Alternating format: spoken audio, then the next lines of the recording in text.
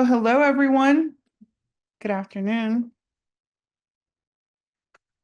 Welcome, welcome, welcome to Breaking Global Boundaries. We're going to get started in a moment. Right now, we're just waiting for our speaker to join us. But if everyone can at this time, please share in the chat a little bit about your business, a little bit about where you're from, where you're calling from, or tuning in from. We want to know where you're, just a little bit more about you.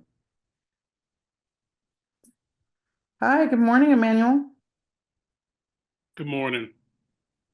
Can you hear me okay? I can. It's kind of breaking up a little bit though. What is it? Oh. If everyone in the chat, can you let me know if you hear me okay? I may need to go out and come back in. Emmanuel, I hear you just fine. Okay, thank you, Tatiana. Wonderful. Okay, we're gonna give it a couple more minutes and allow for some more guests to arrive. Oh, perfect, everyone. Thank you. But yes, meanwhile, while we're waiting to begin, please, please, please join. Let us know where you're joining from in the chat and let us know a little bit about your business. Today we have a really great workshop. Uh-oh, I think we just lost our speaker, but he'll be back. As I mentioned, we have a really great workshop. This is part of our export training series, which is funded in a grant through the state of California Governor's Office of Business and Economic Development. Today, we are joined by our speaker, Emmanuel Harris, who is going to talk a little bit about a key component that is super vital to exporting. We're going to talk a little bit about international and intermodal logistics. This is for anyone that is shipping product um, outside the country, whether it's, within our borders or right outside our borders, whether it's Canada or Mexico, or whether it's overseas. And so Emmanuel is going to talk a little bit about that. Okay. Inglewood, beginner, wonderful, wonderful. Um, yeah, and also if you are starting to export, let us know what kind of products you're looking to export and to what countries. That will probably help fine tune the conversation a little bit more.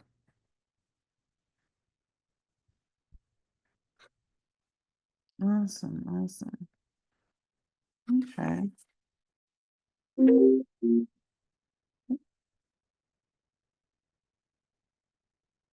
Let's see.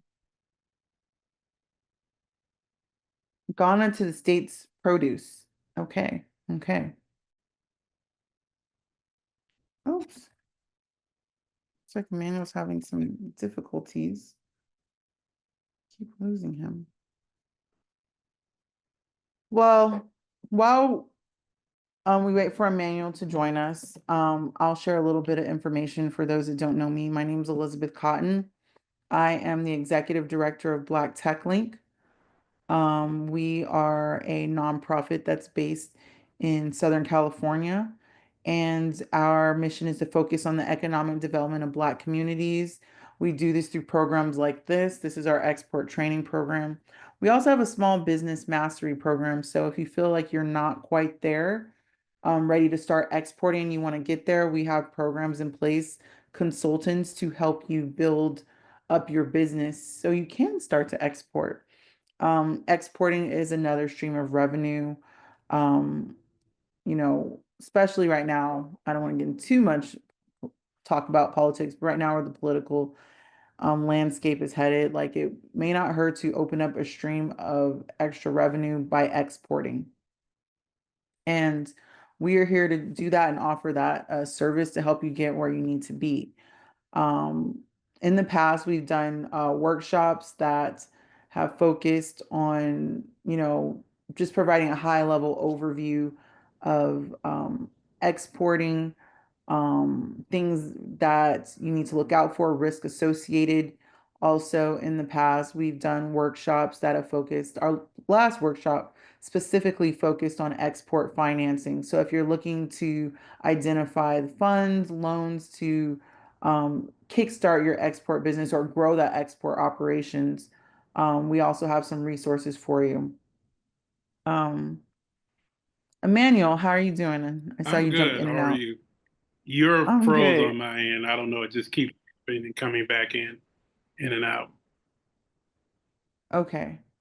Well, I'm what I'm gonna do is I'm gonna turn off my camera. Maybe that may help. Um, Can you hear let's me see. or Yeah, I can hear you just fine. I can just fine. I can hear you just fine. So, but as I mentioned today, like in the past, we've like our last workshop focused on export financing and um we've had the SBA, we've had the Export Import Bank come in and share information about that as well. Let's see.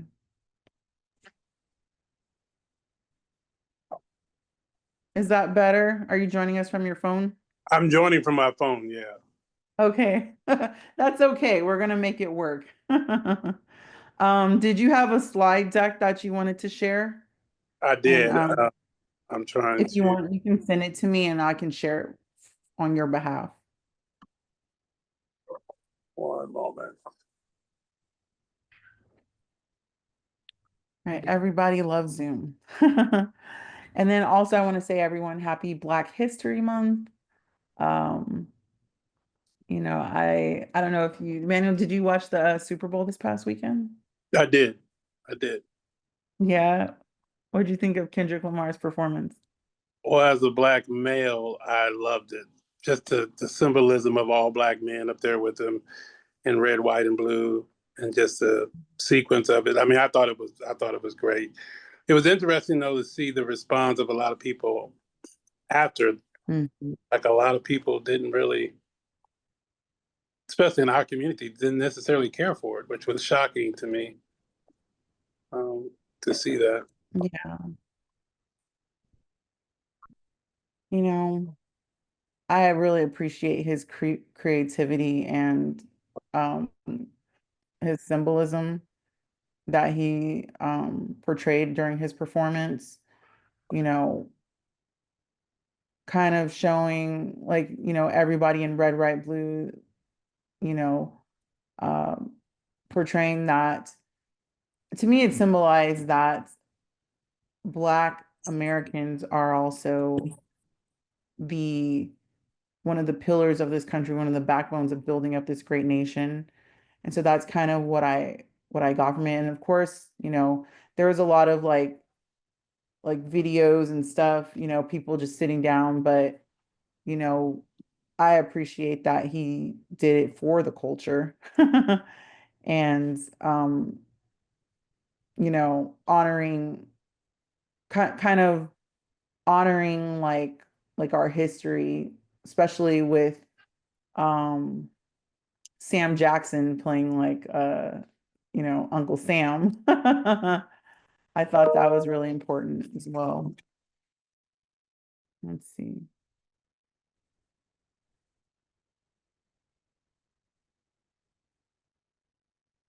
Okay. Manuel? Oh, okay.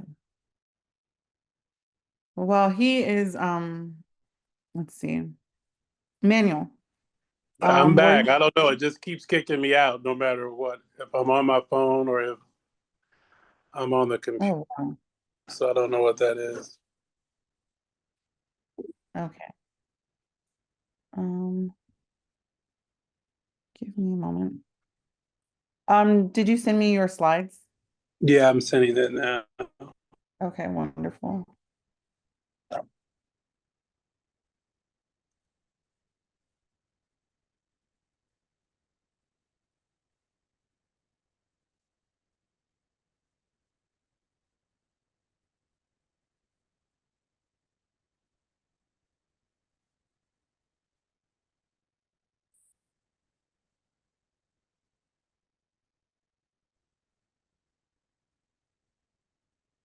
Okay.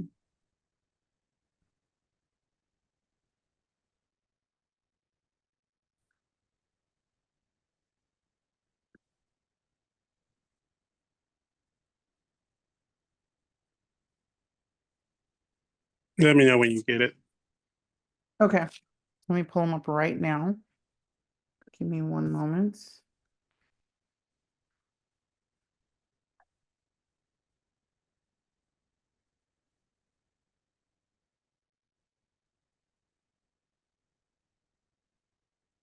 You sent them to my Gmail.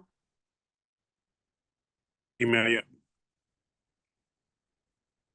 I'm sorry, say that again. I couldn't hear you. Yes, to the Gmail. Okay, perfect.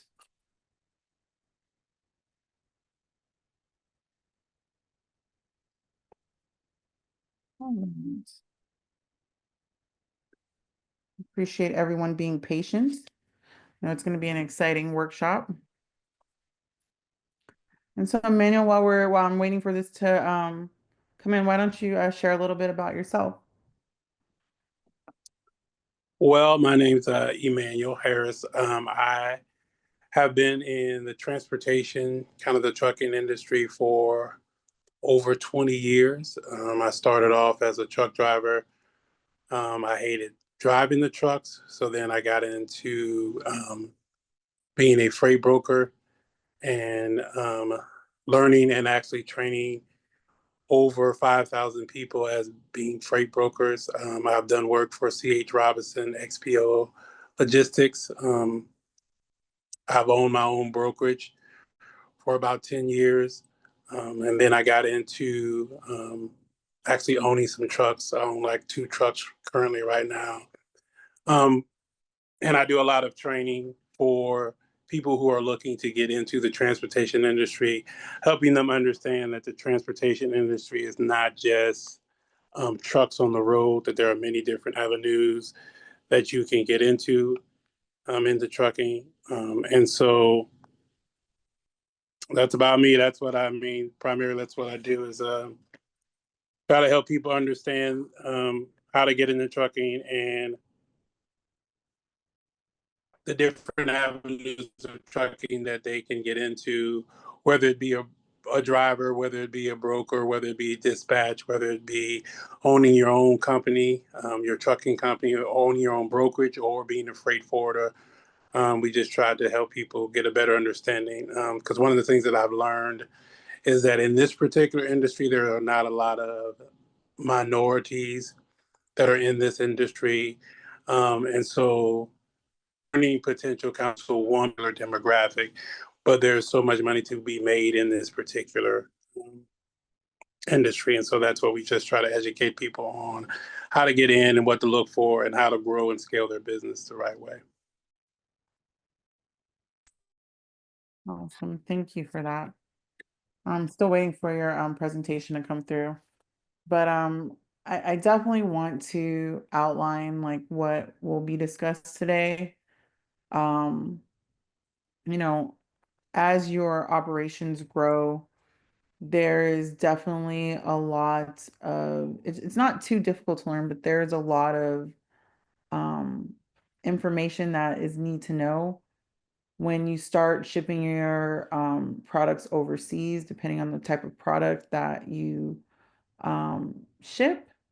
And also in this conversation, Emmanuel is going to outline some of those modes of transportation to get your product from from the warehouse or your house, all the way or to your buyers or customers' location.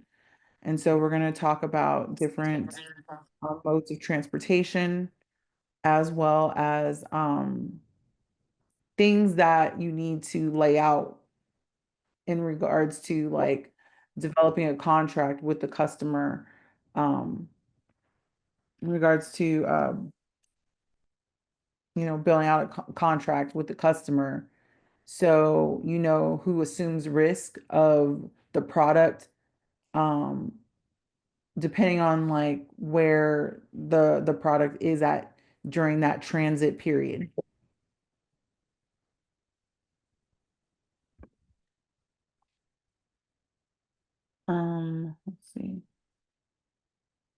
Were you able to send it? Yeah, did you get it? It says it's sent. And can you confirm where it was sent, to which email you sent? Sorry.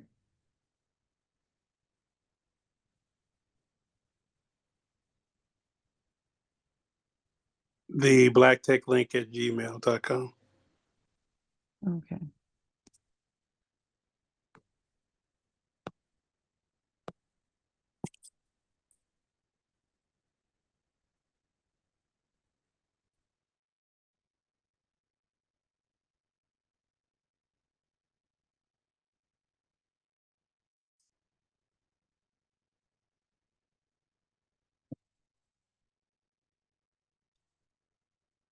If not, can I present it or can I share?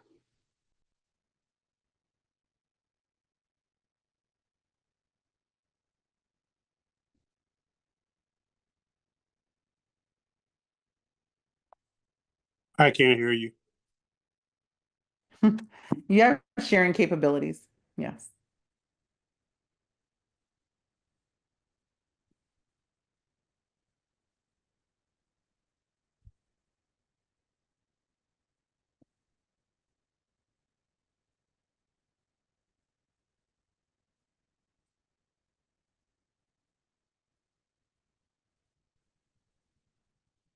See that screen?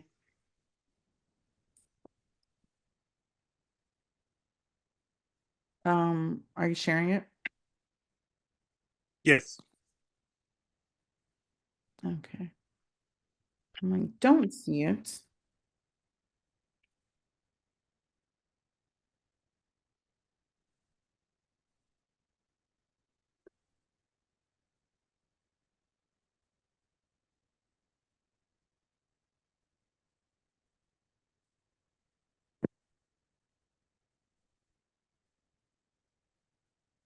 For the audience, I appreciate you bearing with us as we work through these technical difficulties. Um, let's see. Oh, there we go.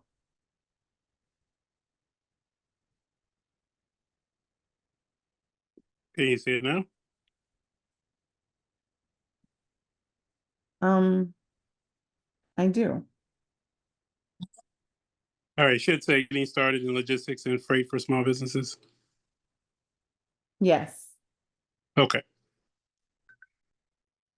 Well, we're good to go. So now we can get started. These are just we kind of went over those things. So we'll kind of give an overview of kind of what we will be discussing in this particular session. We want to do an introduction of logistics and freight just for people. I don't know where everybody is. And so we want to give an introduction so everybody can get an understanding of what logistics is, what freight is, and how that actually affects your business and your business operation. We want to talk about the modes of transportation. There are 4 different modes of transportation that is available for you to use. So we're going to kind of go over that. We're going to talk about some essential freight terminology or terms that you can use in freight. We're not going to go over all of them. I'm going to highlight just a few of them. I do have a PDF that I will give to Mrs. Cotton so that she can distribute that out to everyone so that you all can have the full terms. We're just going to highlight just a few of them for today, just so you can get a better understanding. And then we're going to talk about the importance of logistics in your business, right? How it can be more efficient, how you can scale, how you can grow more by having a logistical team in place. And then we're going to go into importing and exporting because as you grow and as you scale your business, you may want to do business overseas or you may already be doing business overseas. So we want to show you how to get in with that and then make sure that you're properly up to date with what you need to know in that particular arena. And then we're going to talk about scaling your business as well with logistics. And so we'll kind of go over that also. And then we'll leave time for like a little Q&A session. Like I said, it's not very, I think it's about 7 slides. And then we'll review some stuff as well at the end so that you can use and get more information. So the first question is, what is logistics. All right, logistics is a process of planning, implementing, and managing the movement and storage of goods. Um, Freight is the transportation of goods in bulk by various modes. The easiest way for me to explain what that process looks like is that everybody knows who Amazon is, right? Amazon has probably one of the most efficient logistics programs in the world. Why? Because you can go, you can find their product, you can order their product can be shipped next day, same day, 2 to 3 days, right? They have a seamless process as it relates to the logistical part. What many people don't know though is that what Amazon did is that they started their own logistical company, right? Amazon primarily was just a company that housed other people's product, right? And so what they realize is that for to make that more efficient, they actually started their own logistical company. They started their own trucking company, right? Where now you see Amazon trucks and you see Amazon Sprinter vans, right? They're a great example of how you can scale your business, right? To streamline it so that your customers can get your particular product the fastest, right? So they're a great example of what to do. And then other people like I'm just started following in suit. Many people don't know that Uber has a logistical side to it as well. Uber actually moves freight as well. They have trucks and a logistical team as well, right? Why? Because it helps one cut costs because then they're not spending your money on multiple carriers, but you're able to provide all of those services in house. And we'll kind of get into that a little bit later as well. And then why is logistics important, right?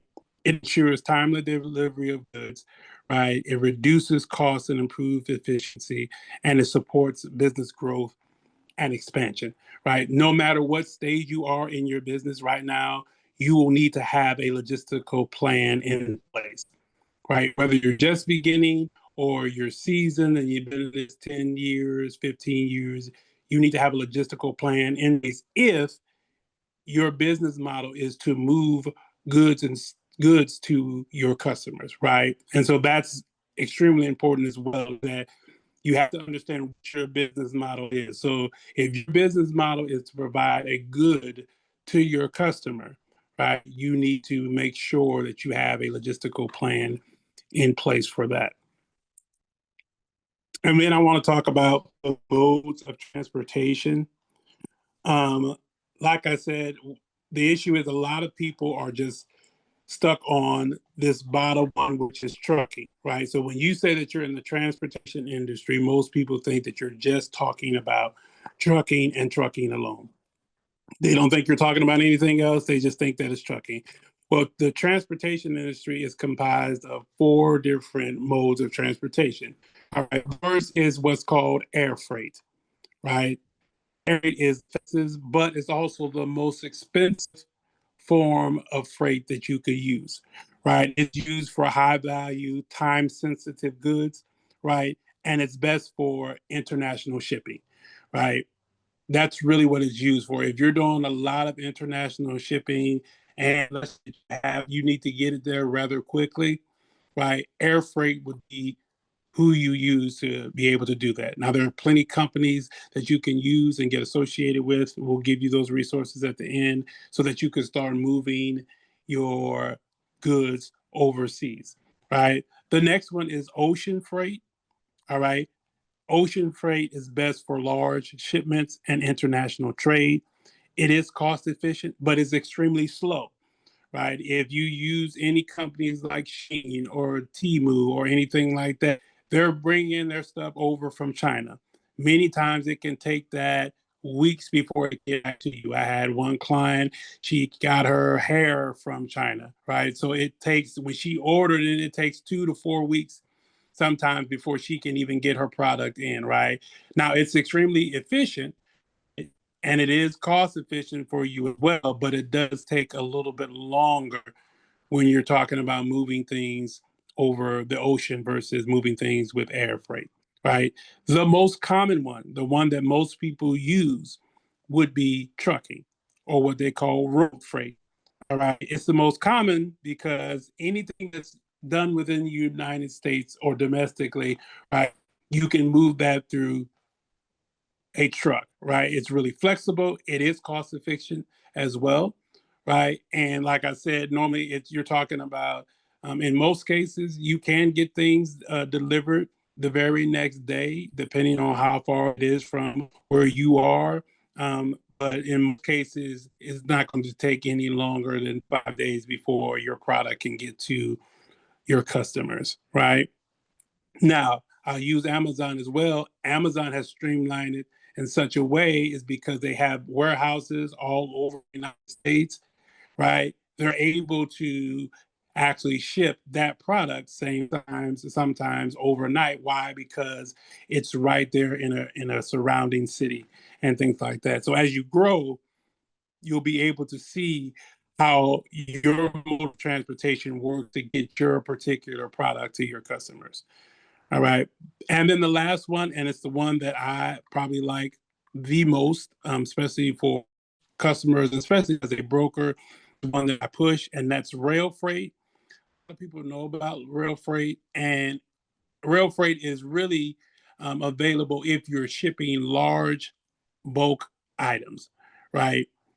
It's a lot more cost efficient than actually truck freight, right? But it's only ideal for long distance transportation, right? And then two, it will be slower trucking. And but it is one that many times as a broker we push to new customers because of the cost that it saves them. And if they can plan out their shipments in such a way where that extra time doesn't affect them, then it's a good source for them to use.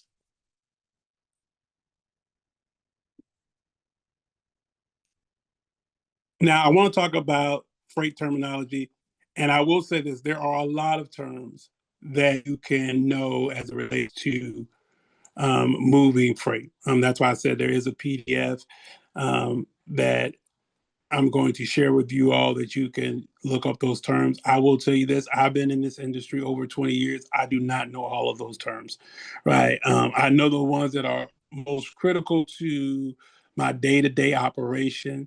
And then as we grow, of course, some of those other terms they apply. But that's really what you want to do. You want to get the terms that are most critical to your day-to-day operation. So I picked these out because these will be terms that you will use quite frequently. The first is a freight forwarder. Many people don't know what that is, but it's a company that organizes shipments for business, right? So a freight forwarder is someone who basically understands, talks to you about the goods that you're offering to customers, right? And then they will help you normally organize how you're going to ship those particular products. Freight forwarders normally have freight warehouses. What they do with those is that's where they house your particular product, right? And then that's where normally the truck will come pick up your product and take it to its particular destination. So freight forwarders are really, really important as you begin to scale, especially for businesses who are shipping a lot of goods. Freight forwarders are companies that you would want to use. All right. The next one is called the Bill of Lading, or BOL, right? It's a contract between the shipper and the carrier. All right. With the BOL, it's very important is that your shipment cannot be moved if there's not a valid BOL in place, right? A BOL is just that piece of paper. It's a piece of paper that outlines what's actually on the truck, right? Meaning, or what's on the rail, or what's in the air. The bill of lading outlines everything that you are shipping to your particular customer, right? But it's a contract between you and the carrier because the carrier is responsible for, right, moving your product for you, right? Carriers are also known as trucking companies, right? Normally, that's what they're known as, carriers. All right. There's several different ways that you can ship your products. All right. The first way is what's called a less than truckload. It's a shipment that does not require a full truck. And then the second way is what's called a full truckload, and that's a shipment that fills the entire truck or container, right?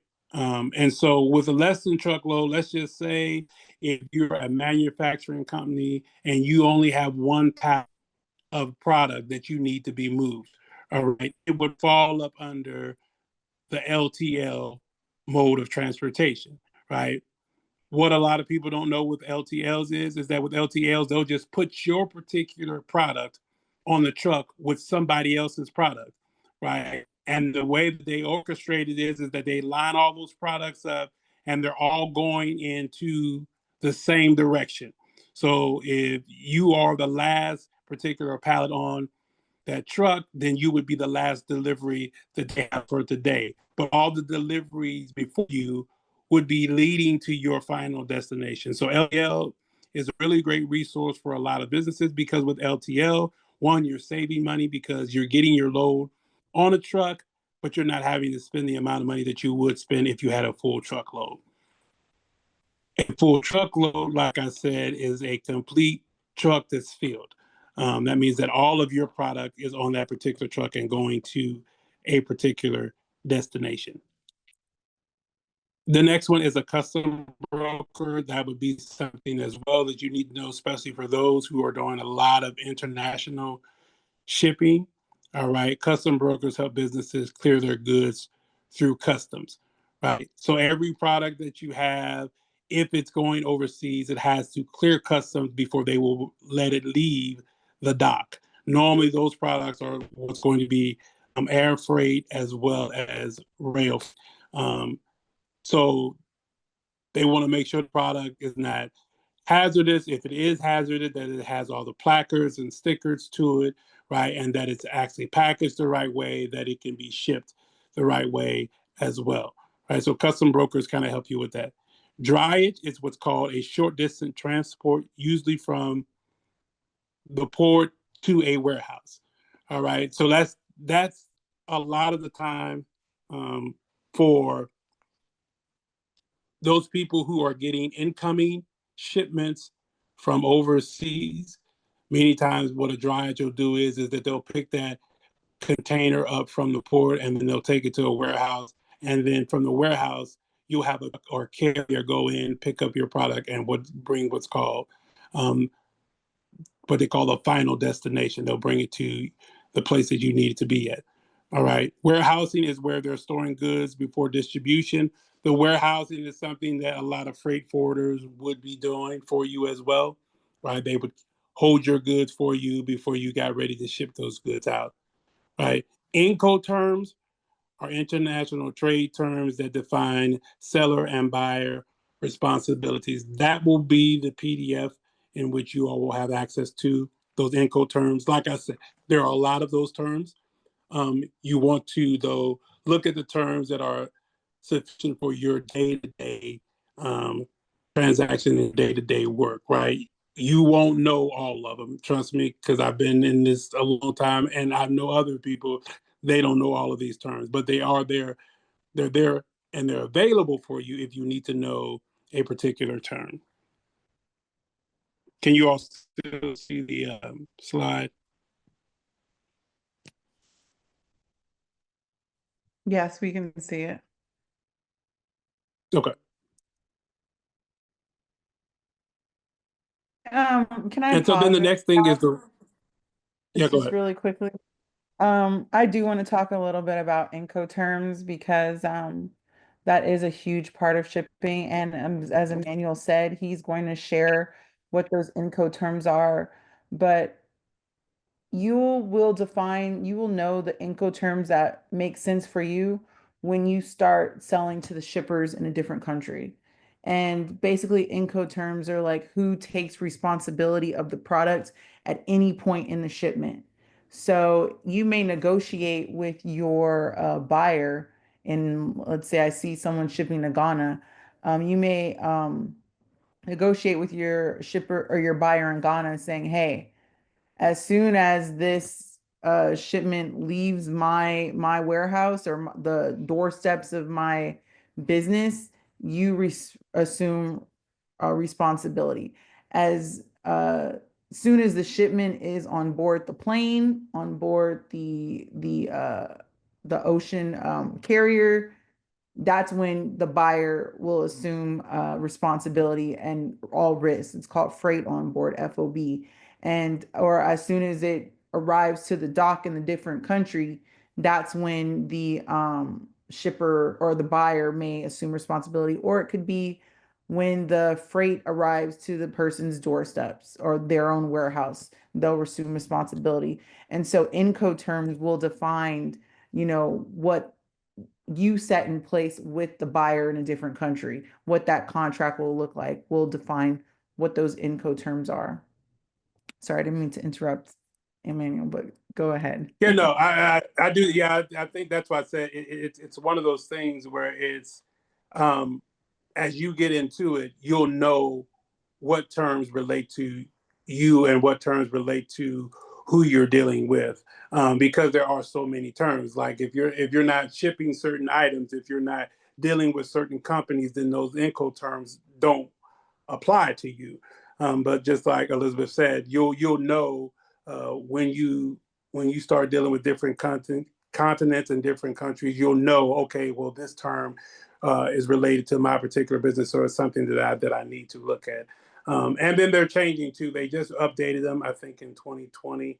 They hadn't been updated in like 10 years or so. So there's a new update as far as the Incoterms are concerned, and they're trying to make it easier for people to understand, versus the way that it used to be, is that it was really confusing for people who were just getting into importing and exporting. They didn't have a clue, because then also too, when we talk about those Incoterms, we talk about how you're labeling your product.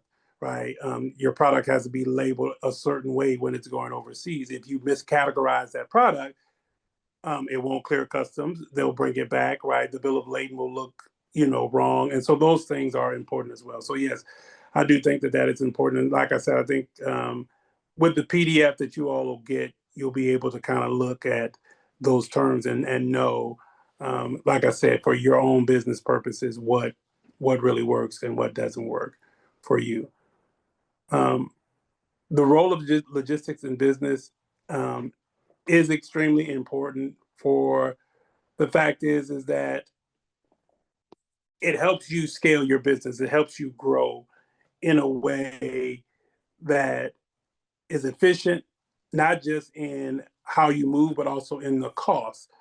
Because we all know as business owners, right, the biggest thing that the biggest challenge that most business owners have is capital, right? Where are they going to get the money to do what it is that they want to do? They can have great vision, but not enough capital. So one of the ways to help you keep, you know, having capital or to have money to move your business is to make sure that you're on top of how to spend your money. If you're shipping a lot of goods, right, to customers, um, having a logistical plan is extremely important, right? The supply chain, right? That's one of the ways that it can help grow your business. Excuse me, it's spelled wrong, but it's supply chain, and it helps manage your supply chain efficiently. So then, what is a supply chain? All right, so it's basically like a chain of command for your product, right? So if you're the shipper, then you're the shipper and you found the carrier. That carrier is going to take your product to who your customer is, right? Or that carrier is going to pick up that product from a freight forwarder, and the freight forwarder is going to lead that carrier to a warehouse, and then from that warehouse they're going to go to your customer, right? It's just a basically command of how your product is going to be moved and how your product is going to be able to get to your particular customer, right? So the logistical process helps with that. So if you're a small business, let's just say you're shipping um, 4 or 5 times a week, right? You want to make sure that you have a plan in place, like who's going to pick up your product? Where is your product going to be coming from? Are you using a freight forwarder? Do you need a freight forwarder, right? The questions that you have to ask yourself, do I need a truck? Do I need rail? Do I need air freight, or do I need to go ocean freight? Or do I need to use something smaller, right? Because as a small business, is that those particular modes of transportation, yes, those things work as well, but many people start off using FedEx, UPS, right, USPS, right? That's still a part of your logistical process, because even if you're shipping with FedEx, you have to arrange when your product is going to be picked up, and then you have to arrange how soon you want your customer to get that particular product. So all of those things are important as well. And then cost, right? Having a logistical plan helps you lower and reduce costs, right? And so if you don't have 4 or 5 pallets, then you don't really need a truck, right? Let's just say that you're moving one package at a time. Then what is the most cost efficient way for you to do that, right? Would you use air freight? Would you use rail? No, you wouldn't, unless that particular package weighs a certain amount, right? And it's a really large package. So you would need to look at the cost of your shipping to know, and look at your product as well to know whether or not it's cost efficient for you to use a truck, or is it cost efficient for you to use something else as well, right? When we talk about having a logistical plan in place, it also helps for your expansion, right? Because you can look back over your previous shipments and see, well, in January, I was shipping 4 to 5 packages a week. In February, now I'm shipping 10 to 12 packages a week. And then you can look and see what changed. You can look and see what products people are ordering now versus when they were ordering that last year, right? And then that helps you expand, because if people are ordering one particular product, a lot of one particular product, then of course you would want to produce more of that product so that you can ship that to more of your customers, right? Another thing to look at in the logistical plan is that what does your customer service look like? Um, as far as, are you giving your customers what they want? I use Amazon because, like I said, a lot of people know Amazon. Amazon is extremely efficient because I can go on Amazon right now, and there are many items that necessarily I need. In many of the cases, I can get that item same day, right? And I know many of you have seen that as well. Well, that's great for me as a customer. So for me as a customer, I'm extremely satisfied with how this company has structured themselves in a way to get me the product that I'm buying from them in a very efficient fashion. You have to look at your business the same way. Customer satisfaction in the logistical process is that how can you make this process seamless, not only for you, but for your customer, right? Whatever product you're shipping, whether it's international or whether it's domestic, how can you make that process easier for them? And then two, it goes with your brand and your reputation, right? You want to start creating a brand for yourself, even in the logistical aspect of it, is that they can say XYZ company, they ship within 2 to 3 days. Their product is always pristine. They want to talk, you want people to talk about your particular company as it relates to your shipping. Just like Amazon as well. If you get an Amazon box, what do you see on there? You see Amazon, the Amazon tape, you see the Amazon logo, right? Why? Because they're making that experience for their customer one that customer will remember, right? So that's why it's important for you, like I said, no matter where you are in your business model, to make sure that you have a logistical plan in place so that you can grow and scale the way that you need to.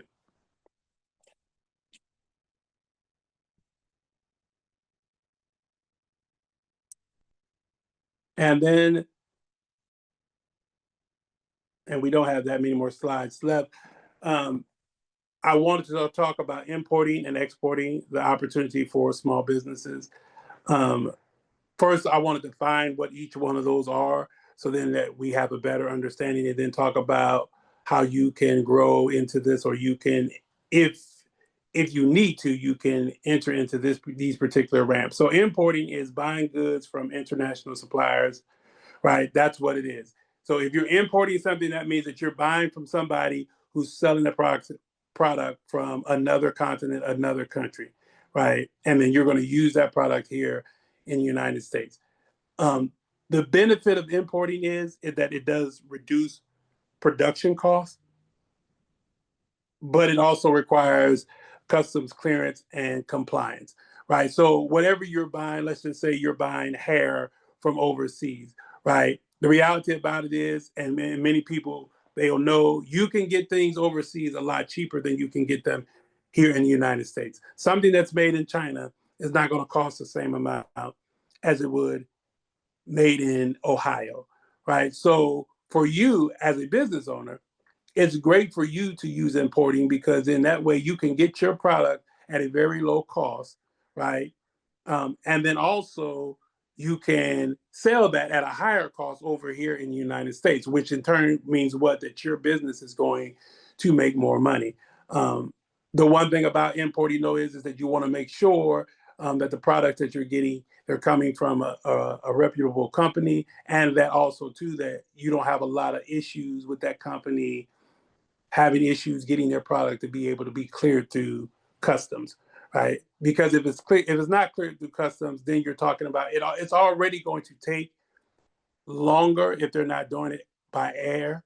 It's going to take longer for you to get your product. If it has to be held up at customs or cleared or anything like that, then you're talking about your product being held up longer, which means what? Now you can't supply that particular product to your customers, right? So that's something to look at as well.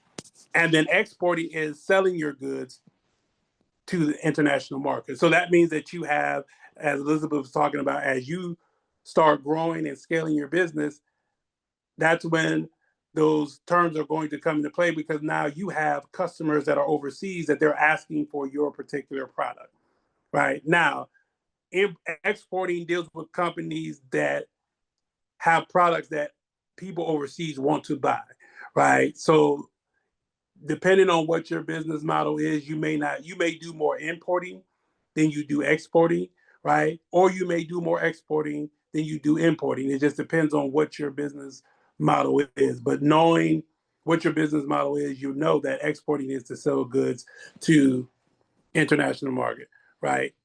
Now, on this side, on exporting, there is an increase of revenue potential because on the one hand, when I'm importing, it's cheaper for me to buy hair overseas than it would be for me to buy it here. On the other hand, if I was selling that hair overseas, I would actually get it, I would be able to sell it at a higher price over there than I would be over here, which in turn does what? Also, it increases your business, right? It gives you more revenue for your business. Now, with this, though, you're going to have a knowledge of those terms, right? It requires knowledge of trade agreements and regulations, right? So that's where, if you're doing a lot of exporting, that's where you want to familiarize yourself with those terms. That way, you want to know um, what category your shipment is going to be in, right? What regulations, because every country is different as far as their regulations are concerned. Every country is different as far as what their clearances are and what they can let come through customs and what they can't let come through customs. So you want to really be aware of what those particular terms are, right? And you want to be aware of the product that you're shipping. How is it going to get there? How long is it going to take? And things like that. These next few slides are just slides of images. This is what kind of the ocean freight looks like. If you've ever seen the port, this is what the port would look like. It's where there are multiple containers um, that's there, and those containers are moved throughout. They come by ship, and then they're moved normally by rail or truck to its final destination. Um, Rail freight is this was moved just by the rail. Many people have seen these type of containers on the railroad. They just didn't know what they were. A lot of people don't realize how much stuff is actually moved by the rail. A lot of the products that you have in your home, they came by way of rail. So it's a significant one as well. The most common one is the truck. Like I said, most people are familiar with the trucking aspect of it, seeing a truck on the road, and that's how they move. And then the last mode of transportation would be by air. Like I said, and air is the fastest. It's the fastest mode of transportation, but it's also the most expensive one as well.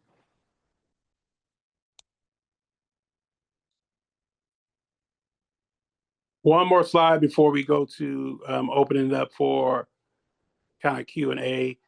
I want to talk how to scale your logistic operation, right?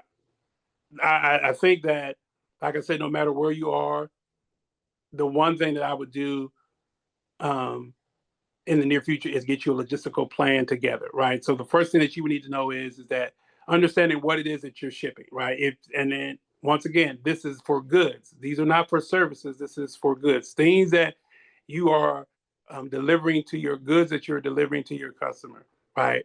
The first thing you need to identify is the right mode of transportation for your business, right? So if you're not shipping pallets of goods, if you're just shipping single boxes of goods or 2 or 3 boxes here, or let's just say you're shipping 20 or 30 boxes a week, right?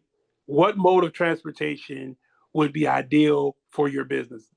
You first have to figure that out, right? And then you would need to, once you figure that out, work with either a freight forwarder or a logistical partner.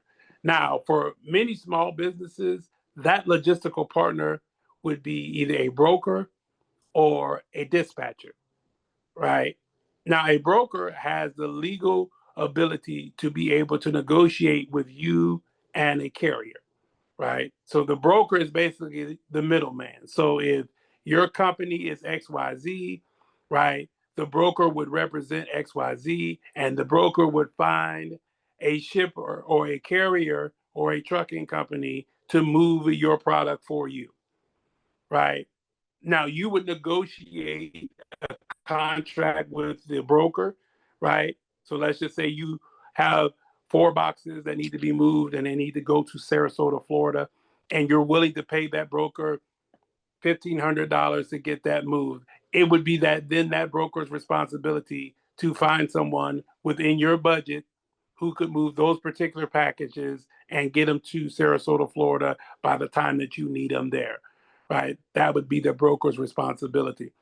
The freight forwarder works the same way, but the freight forwarder basically would have your product in a warehouse somewhere and then would arrange for a carrier to come to that warehouse, pick up that product, and then move that product for you.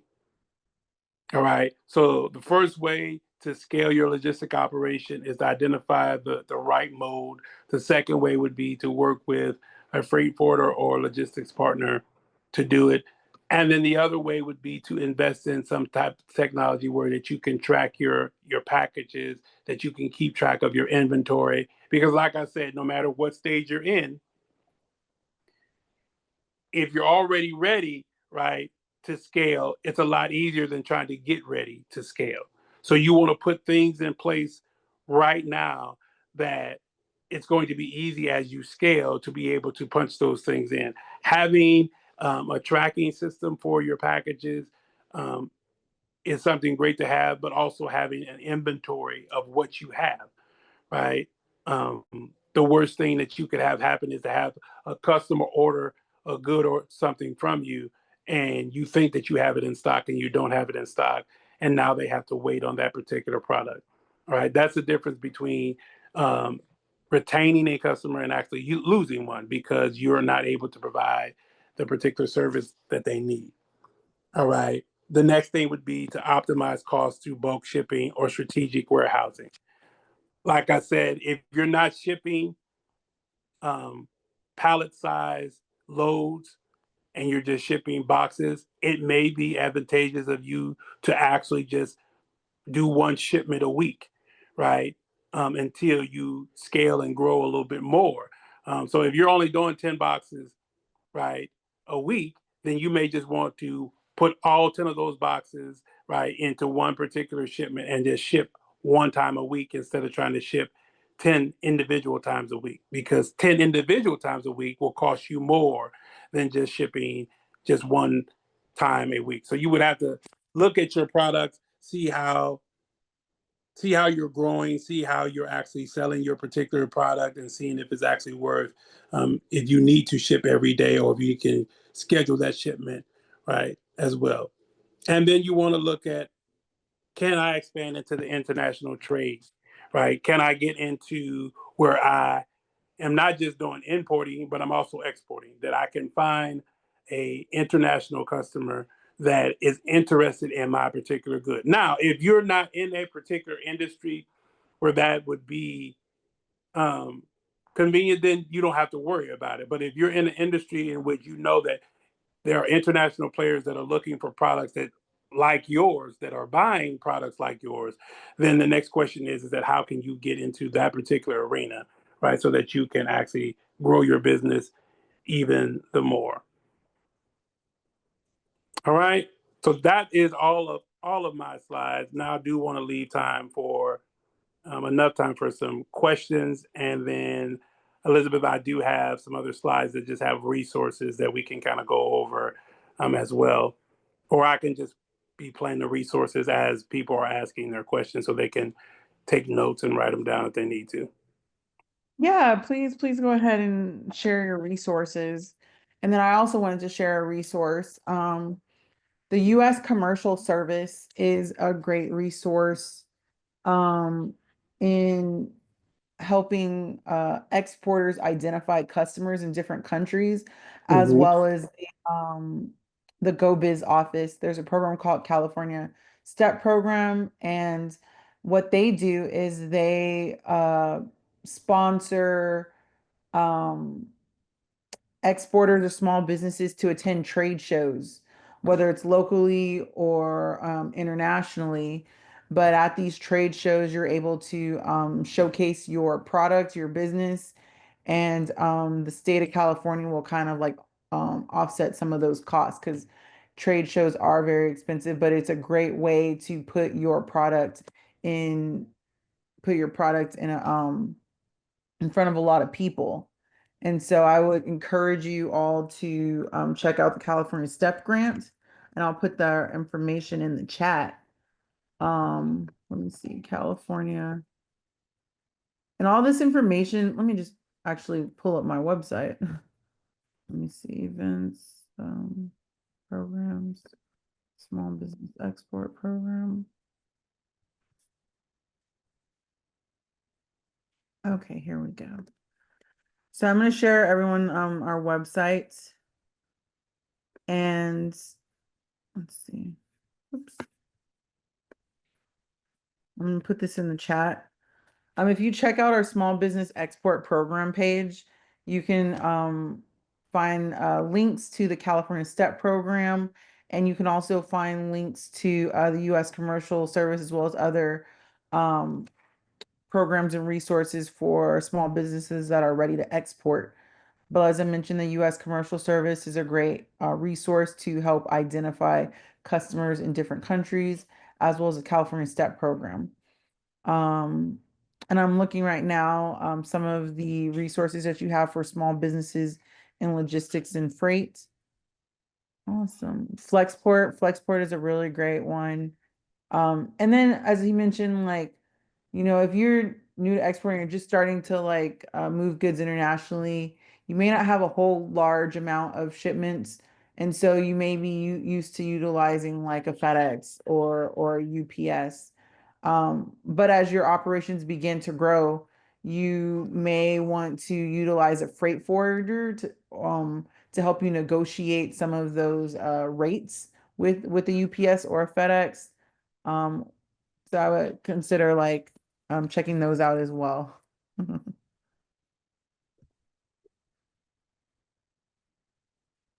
Awesome. At this time, does anyone, let's see, Pierre asked if she can get a copy of the Incoterms. Mm-hmm. So at this time, what I want to do is I would like to bring the participants into the the meeting, and they can ask any questions directly to Emmanuel.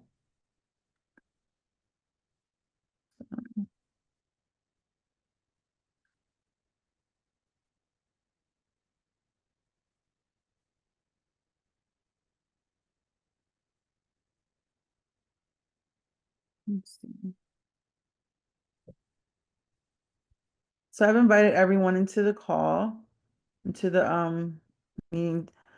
So does anyone want to share anything about your business, about what you're looking to currently export. If you have any logistical questions, where to begin, the floor is open.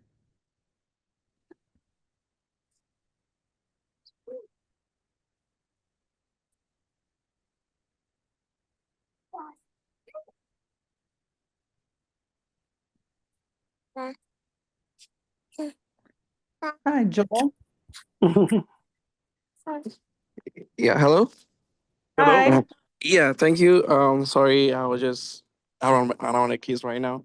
Um, I just wanted to know more about freight forwarding because I really had like a business going on out here for uh exportation of spare parts and some cars um back home in Ghana as a business opportunity. So it's my Mhm. first time. We just registered a business and then about pretty much like some few months ago.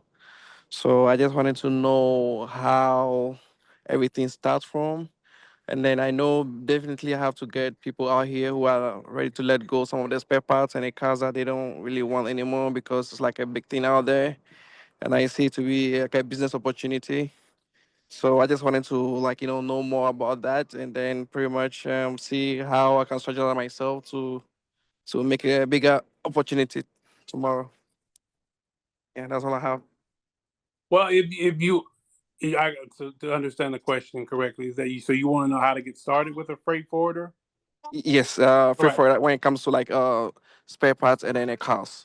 All right. So then when you would be acquiring the spare parts, and then the freight forwarder would basically be making sure that those parts could get overseas. Am I understanding that correct?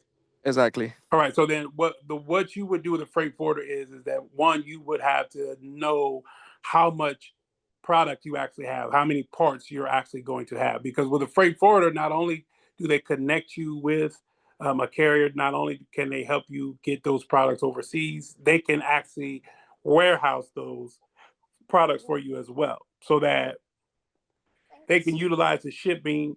So like I said earlier, is it more cost efficient to do one single product at a time, or is it more cost efficient to ship a bulk load at one particular time? It's more cost efficient. If you're shipping over to Ghana, then it would be cost efficient for you to ship all those products at once, right? Meaning that you ship maybe once a week, or you ship maybe every other week. It just depends on the amount of product that you have.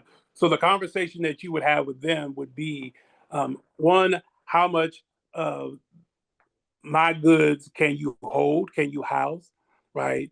That would be the first question. Then two, then you would start talking about price wise, like what would it cost me for you to help me assist me in moving these particular products overseas, right? Then once you find that out, then you also want to know like if they have warehousing, right, or if they're going to require for you to keep that at your own particular location, because not every freight forwarder is going to have warehousing for you to keep your product at. So some of them may say, well, do you have a warehouse, or do you have a place where you're keeping these products? And then that way we can just go from there. So that would be the conversation. One, for you to figure out how much you would have, and then what your need for shipping would be.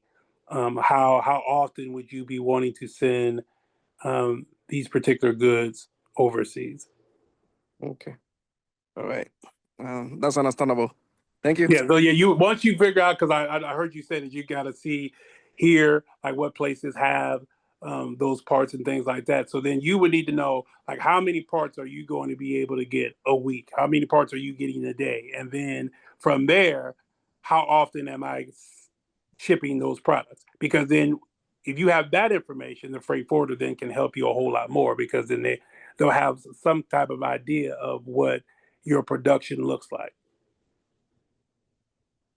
Okay. Thank you. I appreciate.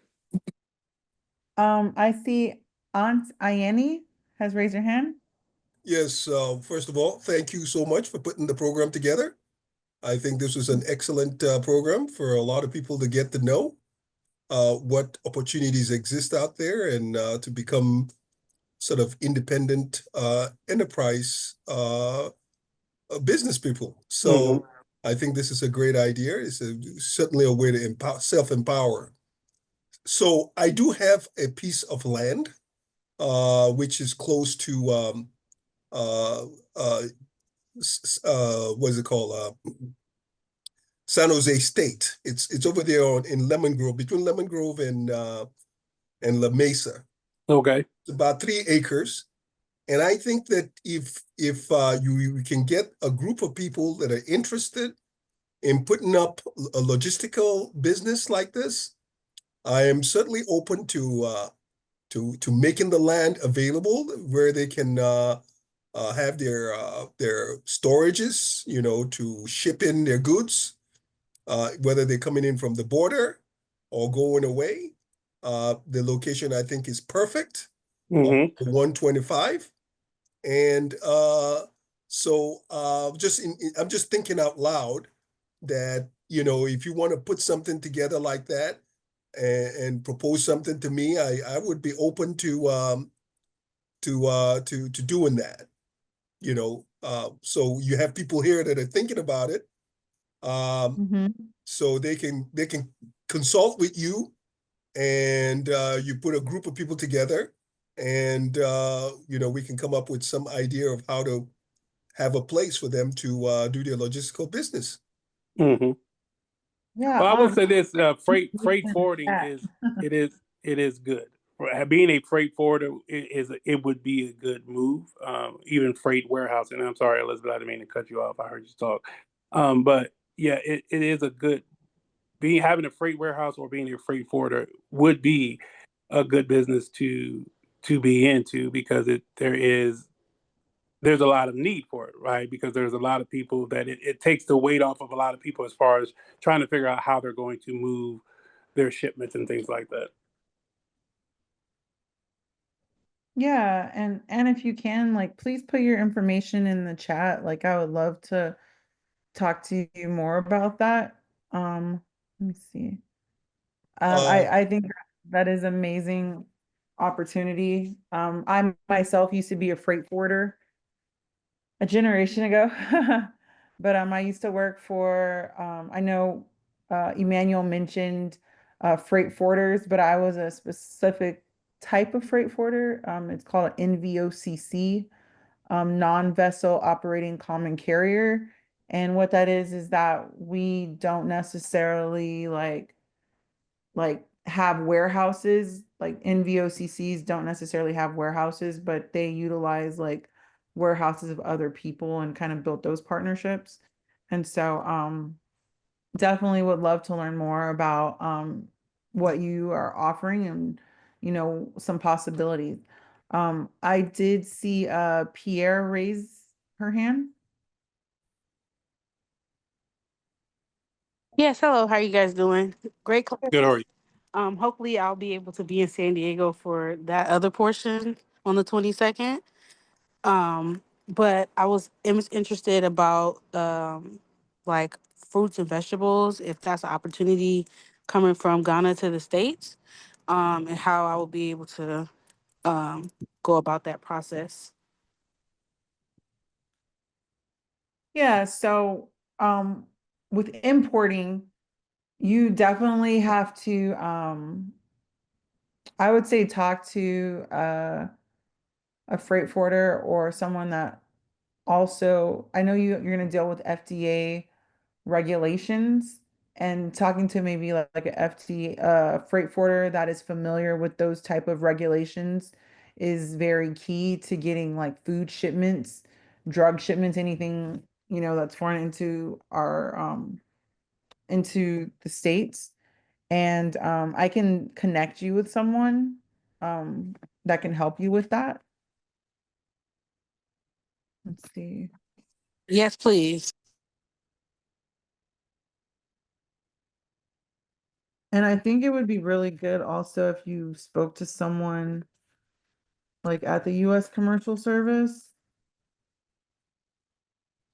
and they can better also direct you. Like, I know that when I say like the US Commercial Service, like these people are very approachable and they have a whole team of people like just waiting to answer your questions because their goal is to help grow the economy And the reason our organization was funded because they really want to support minority-owned businesses, specifically Black businesses with exporting and importing. And so if I share these resources, I want to make sure that you're able to, I want to make sure that you please reach out to them. I see Brittany Carter. Brittany, are you a logistician? Am I saying that correctly? Hi, yeah, thank you for calling on me. I was kind of just trying to float by. I am not at this level, but I focus on a smaller niche market, which is food delivery logistics, large order food delivery logistics. So Mhm. more of a 3PL for facilitating catering needs. But as I strategically plan for growth-oriented things and network in other spaces, like I know someone brought up the last person, Pierre, I think it was, food imports and stuff like that. So yeah, working with the new mentor, just understanding strategically, having like a refrigerated facility that is participating in that process. Mhm. And then I guess that takes into what Pierre was saying. So produce and everything like that as I deal with food related businesses. Absolutely. And, you know, I know we didn't really talk about containerization too much, but that is also a very key part of shipping food products. You know, having a refrigerated container, working with freight forwarders that specialize in that is also very important as well. And you know, as I mentioned, I know we're kind of coming up on time, but um on February 22nd, we're having an in-person workshop to, and I want to invite everyone on the call to attend. It's going to be at Ivy Street Co-working on Saturday from 9:30 a.m. to 1 p.m. I believe Emmanuel will be there, and we'll also have another export import specialist. And our goal for this program is to help you write your business plan in regards to exporting and importing. So please come with your, you know, laptops. If you don't have a plan, we'll help provide the rubric and the framework of developing that plan. You can talk one-on-one. I will be there in attendance with myself and experts to kind of help flush it out even more because I know these things don't typically happen overnight, but we want to get you started, you know, and have the best framework, you know, for when you are ready to start that arm of your business. So, and let me see if I can pull it up. See, I'm gonna, Thank you. yeah, absolutely. Let me pull this up really quickly. Um,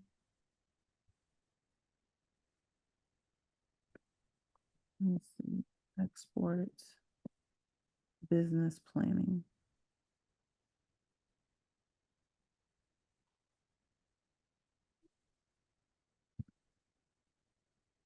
And Elizabeth, do you keep the chat, the emails that's in these chats?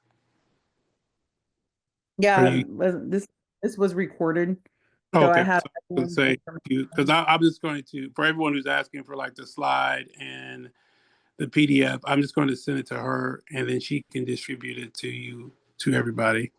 Um, Absolutely. I'm gonna share my screen really fast.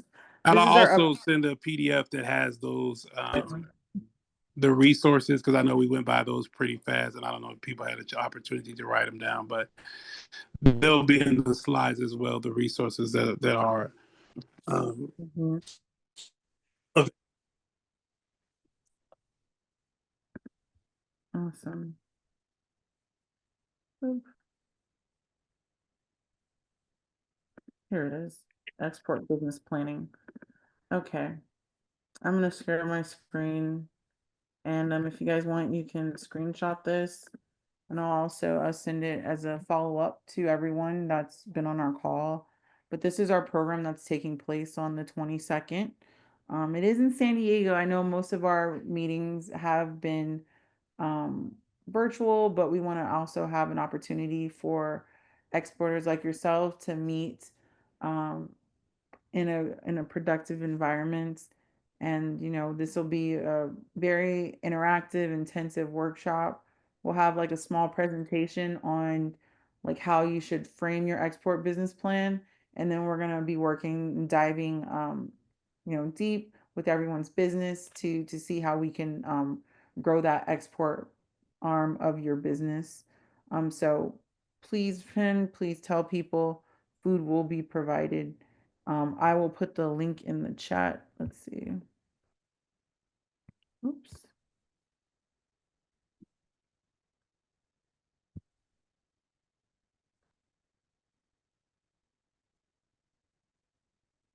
There we go. And so, again, also, I wanted to say thank you, Emmanuel, so much for participating in this facilitating and participating in this conversation. And I know like when we think of exporting, we just want to think of like, oh, we have this cool product we're going to ship over. But it's so important to like have this discussion of like, okay, how are you really going to ship your product to, the foreign destination? And so, I appreciate your expertise. I know in future workshops, we'll probably dive a little bit deeper into some of the things that were discussed today. I know a lot of stuff was high level, but Manuel, and please, Manuel, did you have your information in the chat? I'll put it in No, there. I could. Okay, cool. Yeah, please feel free to reach out to Emmanuel if you have any questions, or myself. My email is blacktechlink@gmail.com. And you can also just connect through our website. We have an intake form where you learn a little about your business, and you can schedule a time to chat with me. And yeah, again, I really appreciate you all participating. Again, happy Black History Month. Yes, happy Black History Month to everybody. Mhm. And then I'm just looking at questions in the chat. Is any part of this presentation going to be shared? Yes, I will share the presentation via email as well as the recording as well. And then too, like she said, I mean, you can reach out to her, but you can also reach out to me. I do offer freight broker and freight forwarding courses. I have in person as well as I have online self-paced courses that people could take as well. It's a lot of information. Like she said, it's one of those things is that you're not going to get it overnight, right? It's not like you're going to, um, she has a ton of sessions that she's going to be offering and with a ton of information, but to be able to actually capture all of it, it does take some time. So I just tell people that just, but to get in and start learning the basics, it'll help you in growing your business. Got to start somewhere. And, please feel free to lean on me as a resource. Like I went to school for global logistics. And so this is a passion for me. And I'm really glad that I've been able to position my business to actually help others that look like me grow their export business. So, um, please be on the lookout for upcoming workshops. And I hope to see everyone in a couple weeks at Ivy Street Co-working for export business planning. Awesome. Awesome. Thank you so much. Well, at this time, we're going to conclude our workshop, and you all have a wonderful rest of your day and a wonderful rest of your week. All right.